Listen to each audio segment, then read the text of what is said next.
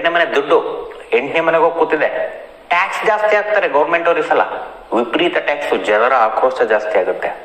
ಕಟ್ಟಕ್ಕಾಗಲ್ಲ tax, ಅಷ್ಟೊಂದು tax ದುಬಾರಿ ಆಗ್ತಕ್ಕಂಥದ್ದು.